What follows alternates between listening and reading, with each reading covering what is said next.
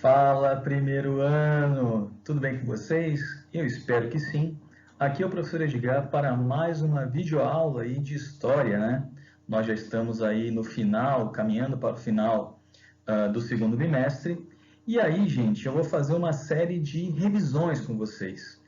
A revisão de todo o bimestre eu dividi em 3 partes, tá? Essa primeira parte aqui é uma revisão ligada à Alta Idade Média. Depois nós teremos uma revisão ligada à Baixa Idade Média. E por último, nós teremos aí uma revisão ligada ao início da modernidade, tá? Na revisão de hoje, nós vamos ter aí o módulo 17 ao módulo 21. Lembrando, tá, que junto com essa revisão aí da Alta Idade Média, da Baixa Idade Média e também do início da modernidade, eu vou deixar linkado, tanto no Unimestre como também no Google Classroom, um questionário, tá? Um formulário cheio lá de atividades para vocês testarem o conhecimento de vocês, para ver se vocês realmente entenderam o que a gente vem vendo aí nas videoaulas desse segundo bimestre. Professor, vai valer nota? Não, gente, isso não vale nota. É só para saber se vocês realmente estão entendendo o assunto que a gente está vendo aqui nas videoaulas. Beleza? Vamos partir para as revisões? Então vamos lá. O primeiro conteúdo que a gente vê aí na Alta Idade Média é o Império Bizantino, tá? Então a gente começa a rever o conteúdo a partir lá do Império Romano do Oriente. Onde é que se origina, né, o Império Bizantino ou o Império Romano do Oriente? A cidade de Constantinopla, tá? Ela vai ser construída durante o Império Romano ainda, pelo imperador Constantino. Por isso, essa cidade, né, vai ser construída na cidade de Bizâncio. E aí, quando Constantino morre, Bizâncio muda de nome. Bizâncio deixa de ser Bizâncio e passa a ser Constantinopla. Porém, a gente chama ainda o Império de Bizantino, porque a gente vai lembrar do primeiro nome da cidade, que é exatamente Bizâncio. Ok? Bom, nesse lugar você vai ter uma fusão de culturas, assim. Você vai ter elementos latinos, que é no Império Romano, elementos gregos, que é onde Bizâncio estava localizada, digamos assim, que era aquela região ali onde os gregos tinham maior influência. Influências orientais, porque ela estava bem na divisa ali entre Ocidente e Oriente, e também dos cristãos, né?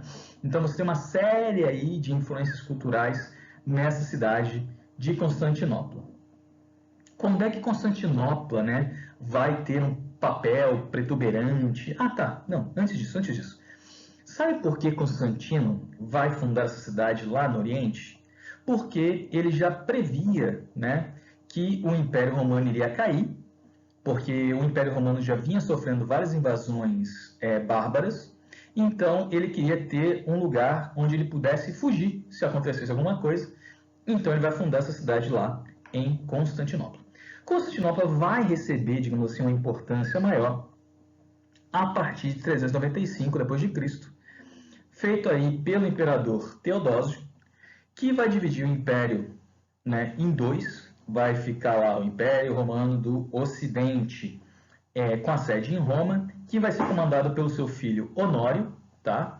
E o Império Romano do Oriente, que vai ter a sua sede em Constantinopla, e quem vai comandar ali é o filho do Teodósio, Arcádio. Quais são as características, tá, que a gente tem que saber sobre o Império Bizantino? Césaropapismo, que é a figura do imperador e do chefe da igreja na mesma pessoa, tá? Então, o imperador também é chefe da igreja. O césaropapismo é muito importante a gente saber aí no Império Bizantino. A economia agrícola usava a escravidão e também você tinha um comércio ali entre Oriente e Ocidente. E o mais importante é o papel das heresias dentro da Igreja Católica. As heresias são diferentes interpretações, tá, de elementos canônicos da Igreja Católica. No caso aqui, do arianismo, do nestorianismo e do monofisismo, é exatamente uma discussão sobre a natureza de Cristo. Se ele é humano, se ele é divino, ou se ele possui as duas naturezas, né? Então, o que acontece? Você tem essa discussão dentro da Igreja Católica e eles vão fazer uma divisão entre si mesmos a partir daquilo que eles acreditam, tá? Importante também aí é a figura dos iconoclastas, que é aqueles que não cultuam imagens, tá? Então, os iconoclastas não vão acreditar, ou pelo menos não vão cultuar imagens de santos ou imagem até mesmo de Cristo, tá? Você tem essa, digamos assim, heresia aí colocada. Só para lembrar para vocês, heresia é aqueles que tomam um caminho diferente, escolhem um caminho diferente dos cânones da igreja. Bom, o mais importante imperador do Império Romano do Oriente e do Império Bizantino vai ser Justiniano, que vai governar aí de 527 a 565.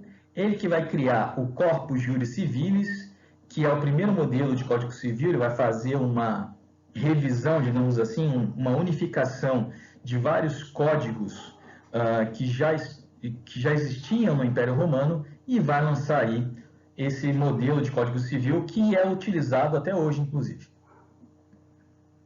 Não o Corpus Juris Civilis, mas o modelo, tá, de Código Civil é utilizado até hoje. Ele vai ter a missão de restaurar as antigas fronteiras do Império Romano, então ele vai tentar aí expandir o seu território para a África, a Península Itálica e a Península Ibérica. Ele vai conseguir em partes, tá? Mas logo depois ele sofre algumas derrotas. Como é que o Império vai acabar, o Império Bizantino?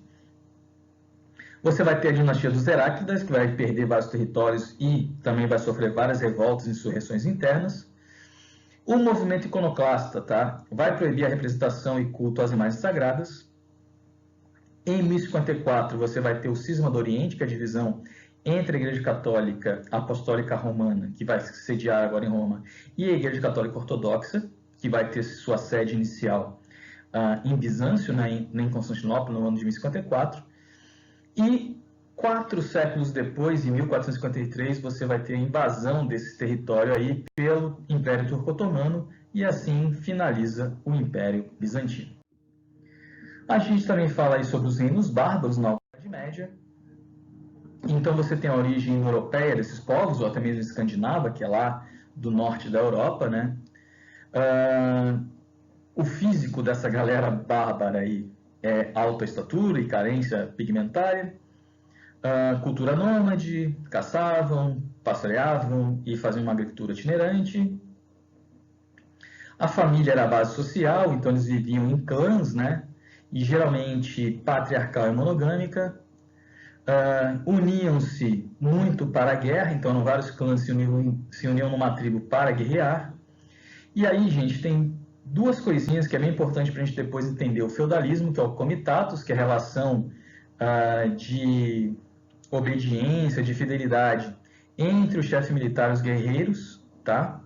E você também aí tem o direito consuetudinário, que é baseado nos costumes, né? Então, cada lugar tem os seus costumes e o direito daquele lugar vai depender desses costumes para ser exercido.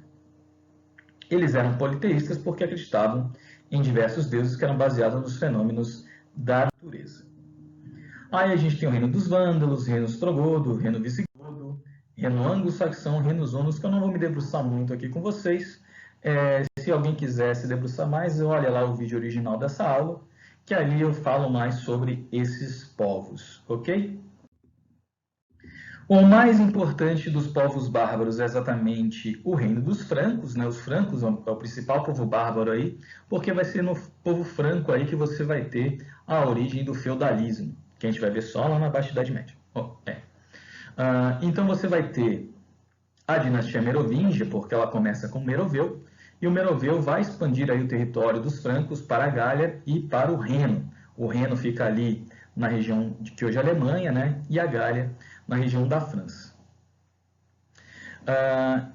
Os francos, né, serão um braço armado do catolicismo, então eles já são convertidos, tá? Eles vão fazer vários ataques aos outros povos bárbaros, por exemplo, aos visigodos. E em 511, Clovis, que era filho de Meroveu, né, vai aí dividir o reino entre seus filhos, Thierry ao leste, Clodomiro ao centro, Childeberto ao oeste e Clotário ao norte. E o que vai acontecer? Os filhos do Clovis não vai ter o mesmo talento político do pai, e aí eles não vão querer governar, eles vão apenas aproveitar os privilégios de serem da corte, de serem reis dessas regiões, e eles serão então denominados de reis indolentes, já que eles não queriam governar, eles queriam só aproveitar a boa vida da corte. Para então governar, nós teremos a criação de um cargo chamado majordomos, que era o prefeito ou mordomo do palácio. É esse cara aí que vai, digamos assim, governar no lugar dos reis indolentes.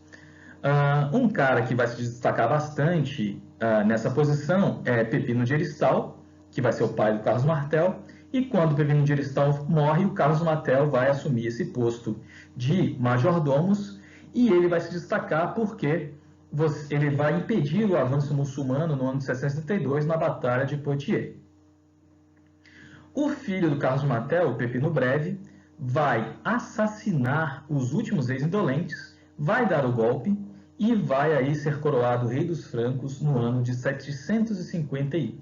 Tá? Então Pepino o Breve vai ser o primeiro rei da dinastia carolíngia, porque depois da dinastia merovíngia, que vai acabar com a tomada da coroa pelo Pepino o Breve. Começa então a dinastia carolíngia. Pepino e seus filhos recebem então o título de patrícios dos romanos. No ano de 761, Carlos Magno, que é um dos filhos do Pepino, vai ser coroado rei dos francos.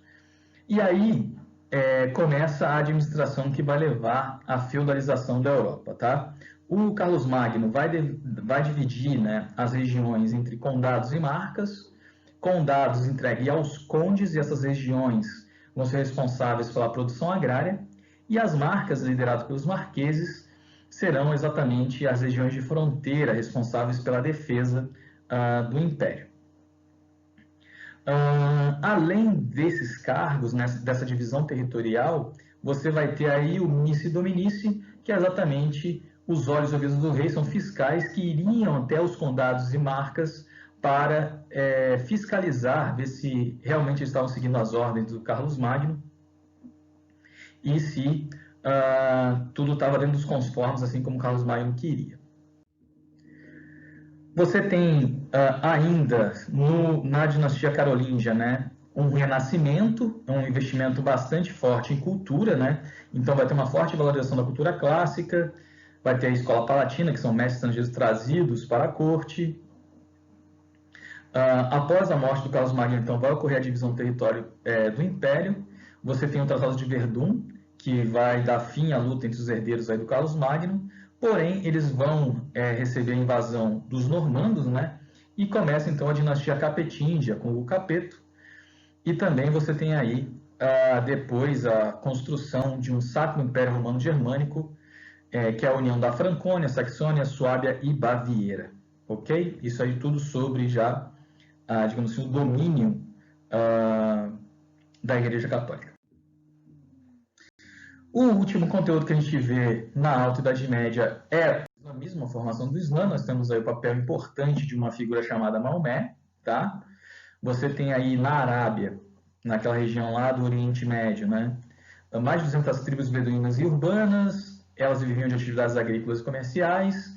Você tem as duas principais cidades daquele local, que é Meca e Atrebe. Você vai ter aí os beduínos, que são nômades em busca de água e saques, e eles também eram politeístas e sem um líder político na região. O Maomé vai nascer no ano de 570 d.C. Ele vai ser um comerciante que vai conhecer as religiões cristã e judaica. Desse sincretismo, né, dessa mistura, ou dessa inspiração dessas religiões monoteístas, como a religião cristã, a religião judaica, que vai surgir aí o Islã. Para os muçulmanos, os islamitas, Maomé é o profeta, é aquele que carrega a palavra de Deus, que é Alá. O Maomé, quando ele volta de um retiro, onde ele vai receber as palavras do anjo Gabriel, as palavras de Alá, ele vai começar a fazer fortes críticas aos coraixitas, que é essa população que vivia na região ali de Meca. E devido a essas críticas, ele vai começar a ser perseguido, e aí no ano 622 ele vai acabar tendo que fugir. Então, a fuga, né, de Maomé para Iatebe, que hoje tem o nome de Medina, se chama Hégira, e é isso aí que dá início ao calendário muçulmano. Califa, tá? Essa palavra é igual ao sucessor do Maomé, e xiitas, os xiitas acreditavam que o líder devia ser um sucessor direto de Maomé, no caso aí, deveria fazer parte da família, direta do Maomé, de acordo com as palavras do Corão, e os sunitas acreditavam que qualquer um poderia governar, desde que vivesse de acordo com a Sunna, que é um livro de código, um código moral, digamos assim, entre os muçulmanos, tá? E aí vai se dividir aí politicamente os muçulmanos entre esses dois grupos principais aí, xiitas e sunitas. Um pequeno glossário aí para a gente saber. Semitas, né, são os filhos de Sem, filhos de Noé. Os Quraishitas são os povos que habitavam a Arábia antes da chegada de Maomé. Os sunitas é esse grupo muçulmano que acreditava não só no Corão, mas também na Sunna, livro de código moral. E os xiitas, grupo muçulmano que acredita na hereditariedade da liderança de Maomé. Já os beduínos são os povos bárbaros, os povos do deserto arábico aí. E o último conteúdo é exatamente como o islamismo vai se expandir pelo mundo, né? Você vai ter o surgimento dos califados. Os 4 primeiros califas eram parentes de Maomé, que vai ser a dinastia dos Hashemitas ou Axemitas. E você vai ter a expansão da fronteira do Islã aí pela Síria, Palestina, Pérsia e Egito. A dinastia Omíada, que vai liderar os povos muçulmanos do ano 661 até 650, vai ser imposta então a sucessão hereditária, vai ter a centralização do governo na capital em Damasco. Você vai ter aí uma divisão, não vai ter uma unidade entre esses povos, então você vai ter uma divisão entre xiitas e sunitas. Você vai ter a ocupação do norte da África, onde vai dar origem aos mouros, tá? Que são os muçulmanos que habitam o norte da África. E você tem um avanço aí sobre a Península Ibérica e Índia. Eles que serão derrotados na Batalha de Poitiers, lá pelo Carlos Magno, que a gente falou agora. Você vai ter o Califado Abássida também, de 750 a 1258. Eles vão acabar chacinando os Omíadas e vai fundar o Emirado de Córdoba em 756. Eles vão transferir a capital para Bagdá. Eles vão, então, aí, de fato, ser uma teocracia, porque o líder religioso também vai ser o líder de Estado, né? Quem administrava o Estado, na verdade, vai ser o vizir. E eles serão destruídos, então, pela invasão mongol ali no século XIII, tá? O pessoal que vinha lá do Oriente. Desculpa. Você tem aí, né, a conquista de um vasto território pelos muçulmanos. Eles vão dominar as rotas comerciais do Mediterrâneo, tanto é que vai dizer que nenhuma tábua flutuava no Mediterrâneo se o muçulmano não quisesse. Os europeus só vão conseguir navegar com a permissão, então, dos muçulmanos. E você vai ter o desaparecimento do comércio europeu, que vai acelerar a ruralização da Europa, contribuindo para a formação do feudalismo. Pessoal, essa era a revisão da Alta Idade Média. Espero que vocês tenham lembrado desses assuntos. Agora eu peço que vocês vão lá no formulário e respondam as atividades para saber se vocês conseguiram apreender esse conteúdo aqui de história. Tá bom? Galera, a gente se vê em breve. Um grande abraço e até lá.